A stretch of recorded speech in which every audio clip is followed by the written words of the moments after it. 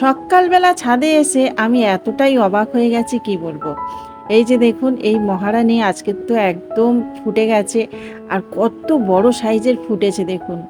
দেখে তো অবাক। এত বড় সাইজের পদ্ম ফুটবে আমি কিন্তু ভাবতে পারিনি আমার ছাদ বাগানে। এখানে একটা আছে আর একটা বড় সাইজের কুঁড়ি আছে। আর ওই দিকেও কিন্তু একটা ফুল ফুটে আছে। তো হুম, সকালবেলা এসে মানে দেখে ওদেরকে এত ভালো লাগছে কি বলবো বন্ধুরা। তো যাই হোক বন্ধুরা, গুড মর্নিং, কেমন আছেন আপনারা? আশা করছি খুব ভালো আছেন। নতুন আরও একটি ভিডিওতে আপনাদের অনেক অনেক স্বাগত জানাচ্ছি। সূর্যি মামা অনেকটাই উপরে উঠে গেছে, দেখতেই পাচ্ছেন মাঝ আকাশে প্রায় চলে গেছে। আজ কিন্তু অনেক ভোর ভোর আমি উঠেছি, তারপর বাসি কাজ সেরেছি। আর তারপর এই যে রেডি হয়ে চলে এসেছি ছাদে। কারণ এখনই আমি সকালবেলার পুজোটা দেব, দিয়ে তারপর বাবা পঞ্চনন্দ থানে যাব। তো ওখানে শনিদেবের পুজো হয়, তো ওখানেই আজকের পুজো দেব। যেহেতু আজকে শ্রাবণ মাসের প্রথম শনিবার, সেই জন্য আজকে রেডি হয়ে গেছি। আর আজকের 12টার পুজোটা ধরবো, খুব তাড়াতাড়ির মধ্যে পুজোটা দিয়ে চলে আসব। আর যেহেতু আজকের শ্রাবণ মাসের প্রথম দিন, প্রচুর পরিমাণে ভিড়ও হবে, তো সেই জন্য একটু তাড়াতাড়ি যাওয়ার চেষ্টা করছি। 9টার দিকে একটা পুজো হয়ে থাকে 12টা পর্যন্ত, আর তারপর 12টা থেকে একটা পুজো হয়। তারপর বিকাল 4টে থেকে এরমভাবে ভাগ ভাগ করা আছে। তো আমি মাঝ বরাবর যাচ্ছি, মাছের পুজোটা ধরবো। আর অত সকাল সকাল পুজো দিতেও ভালো লাগে না, আবার বেশি দেরি হয়ে গেলে 4টের পুজোটা ধরলে না আবার রাত্রির হয়ে যায়। সেই জন্য এই মাঝ বরাবর যে পুজোটা হয় সেই পুজোটাই দিই। তো সকালবেলা সমস্ত কাজ তো সারা হয়ে গেছে, রান্নাবান্নাও কমপ্লিট। এখন তাড়াতাড়ি করে পুজো দেওয়ার জন্য রেডি হয়েছি। আর এই যে তুলসী মঞ্চের কাছে আমি পুজোটা দিয়ে দিচ্ছি। আর প্রতিদিন স্নানের পর কিন্তু আমি সূর্যদেবকে প্রণাম করে জল অর্ঘ্য করে থাকি। তো সেটাই দেখতে পেলেন আমি করলাম। পদ্ম গাছের ভিতরেই আমি জলটা অর্পণ করি। যে কোনো গাছের গোড়াতে দিয়ে দিলেই হয়, তো আমি ওই পদ্মর যে জলাশয়টা আছে না সেখানেই আমি দিয়ে থাকি। তো যাই হোক, আমার মোটামুটি পুজো দেওয়া হয়ে গেছে এই তুলসী মঞ্চে। এখন তাড়াতাড়ি করে ফুলগুলো তুলবো। আর আজকের না অনেক অনেক ফুল ফুটেছে। আপনাদের সবসময় বলি না, যেদিন করে আমাদের পুজো থাকে সেই দিন করে দেখেছি অনেক অনেক ফুল ফুটে থাকে।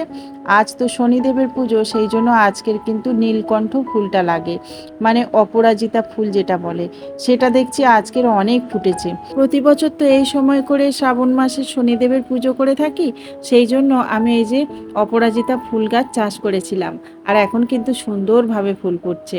তারপর শ্রাবণ মাসে ভোলে বাবার পুজো আছে, সেখানেও কিন্তু অপরাজিতা ফুল লাগে। তো সেই জন্য আমি কিন্তু মোটামুটি 4-5খানা গাছ তৈরি করে রেখেছি।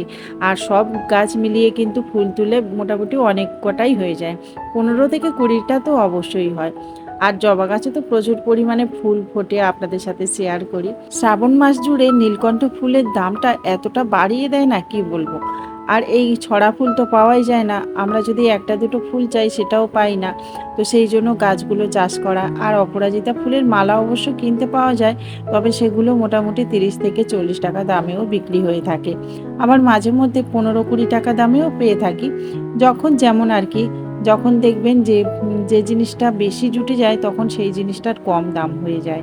আবার যে জিনিসটা মানে অল্প পরিমাণে বাজারে আসে সেই জিনিসটা কিন্তু অনেকটাই বেশি দামে বিক্রি হয়, তেমন আর কি। ফুল তো তোলা হয়ে গেল, তবে আমার না ফলের বাজারটা এখনো করা হয়নি।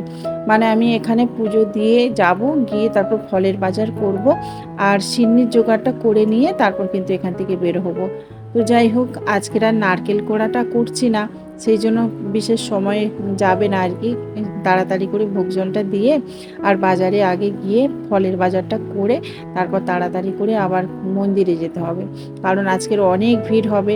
আর আজকে দেখুন একাবার চিঁড়ের ভোগটা দিয়ে দিলাম। সাধারণত দুপুরবেলা করেই আমি চিঁড়ের ভোগটা দিয়ে থাকি, কিন্তু আজ তো দুপুরবেলাটা এখানে থাকবো না, সেই জন্য একেবারে চিঁড়ের ভোগটা দিয়ে দিলাম। আর আজ যেহেতু শনিবার, সেই জন্য একটু ধুনোও ধরিয়ে দিলাম। বাজার করে তারপরে এই যে সমস্ত কিছু গুছিয়ে নিয়েছি। 5 রকম ফল ব্রাহ্মণকে দান করতে হয়, সেটা আলাদা করে প্লাস্টিকের মধ্যে দিয়ে দিলাম। আর দেখুন এখন কিন্তু অনেকটাই ভিড় হয়ে গেছে, অল্প একটুখানি জায়গা পড়ে আছে। এই যে সবাই মিলে এখন এখানে বসে প্রসাদ বানাচ্ছে। আর ওই যে সামনে দেখতে পাচ্ছেন ওখান থেকে কিন্তু মন্দিরে মানে প্রসাদ ঢোকানো হচ্ছে আর কি। তো আমি প্রসাদটা দিয়ে মন্দিরে তারপর এই যে বসে গিয়েছি। এখানে বসেই পুষ্পাঞ্জলি দিতে হয় আর এখানে বসেই পুজোটা করতে হয়। তো সেই জন্য এখানে এসে তাড়াতাড়ি করে সিট ধরলাম, তাও কিন্তু অনেকটা মানে পরে এসছি, সবাই আগে চলে এসছে দেখছি। আর ওই যে বাবাটা দেখুন আমাদের সবাইয়ের কপালে একটা করে সিঁদুরের ফোঁটা আর ত্রিশূল এঁকে দিচ্ছিলেন।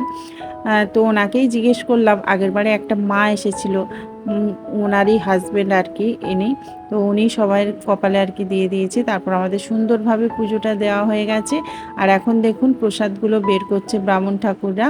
তো আমার কিন্তু প্রসাদটা সব্বাইয়ের আগে চলে এসছে দেখুন। তো এই যে প্রসাদ পেয়ে গেছি, এখন তাড়াতাড়ি করে ধূপ মোমবাতিটা দিয়ে দেব, কারণ তাড়াহুড়োর মধ্যে না প্রথমেই ধূপ মোমবাতিটা দেওয়া হয়নি। এসেই দেখছিলাম যে মন্দিরে প্রসাদ নেওয়া আরম্ভ হয়ে গেছিলো, সেই জন্য আগেই প্রসাদটা মন্দিরে দিয়ে দিয়েছি। আর তারপর তো পুজোয় বসে গেলাম, আর সেই জন্য ধূপ মোমবাতিটা জ্বালানো হয়নি। এই যে দেখুন বাতাসা একটা আমার জলের গ্লাসেই এসে পড়েছে। অনেকে মানসিক করে রাখে, তো মানসিক মানে পূর্ণ হলে তখন কিন্তু এরকমভাবে বাতাসার হরিণুট দিয়ে থাকে। তো সেরকমভাবে আজকে লুট দিচ্ছিল, আর একটা বাতাসা এসেই একদম আমার মানে কোলের উপর যে গ্লাসটা ছিল জলের গ্লাস সেখানেই এসে পড়লো। তো যাই হোক, আমাকে আর বাতাসা ঘুরোতেই হয়নি। তো তারপরে দেখুন এই যে এখানে ধূপ মোমবাতি দেওয়া হচ্ছিল, তো এখানে আবার ধূপ মোমবাতিটা দিয়েছিলাম। আর ওই যে দেখুন বাবা বসে আছেন, বাবা মা সবাই এখানে বসে আছেন। আমাদের এখানে নিয়ম আছে যে শনিদেবের প্রসাদ বাড়ির মধ্যে গিয়ে খেতে নেই, বাইরে বসে খেতে হয়। আর সেই জন্য এই যে পোটের মাঝেই আমি কিন্তু সিডনিটা ভালো করে মাখিয়ে নিচ্ছিলাম। আর আমাদের তেমন কোনো জায়গা নেই যেখানে বসে প্রসাদটা খাবো, তো একদম সামনেই রাস্তা যেহেতু, সেই জন্য আমি প্রতি বছর এখানে বসেই প্রসাদটা খেয়ে নিই। আর তারপর স্নান টান করে তারপর বাড়ির মধ্যে ঢুকি। তো এটা হচ্ছে আগের দিনেকার ভিডিও। আগের দিন যেহেতু আমি মানে ভিডিও শ্যুট করিনি, সেই জন্য এইটুকু ভিডিওই আপনাদের সাথে শেয়ার করছি। আগের দিনে এসছিল দেখুন আমাদের একটা খাট, তো একটু একটু করে ঘরটাকে সাজানো হচ্ছে, একবার ঘরটা মানে সাজাতে পারেনি। আজ এলো এইখানে একটা খাট। এই যে দেখুন এইদিকে একটা মাঠ আছে, তো সেখানে না ভীষণ সুন্দর মানে হাওয়া হয়। তো সবসময় ভাবতাম যে এখানে যদি একটা সোফা কাম খাট হতো তাহলে কিন্তু বসাও যেত, আর এখানে শোয়াও যেত। তারপর আপনাদের দাদাভাই বললো না একটা স্টিলেরই খাট আনি, তো বলে আবার স্টিলের খাট এই যে নিয়ে এসেছে। আর এখন এই মিস্ত্রিটা দেখুন ঠিক করে লাগিয়ে দিচ্ছে আর কি, সেটিং করে। আর এই যে আপনাদের দাদাভাই কিন্তু বাড়িতেই আছে, চলে এসছে আর কি। তো দুজনে মিলে আর কি ঠিকঠাক করে লাগিয়ে দিল। বেশ ভালো হয়েছে জানেন তো। ওই যে দেখুন দক্ষিণ দিকের খোলা জানালা থেকে এখানে খুব সুন্দর হাওয়া আসবে, বসতেও ভালো লাগবে, আর ওই যে প্রাকৃতিক দৃশ্য দেখতেও ভালো লাগবে। আরও একটা সুবিধা হয়েছে জানেন তো, এখানে বসে বসে ওই যে মাঠে মাছ যাচ্ছে কতটা সেটাও কিন্তু দেখা যাবে।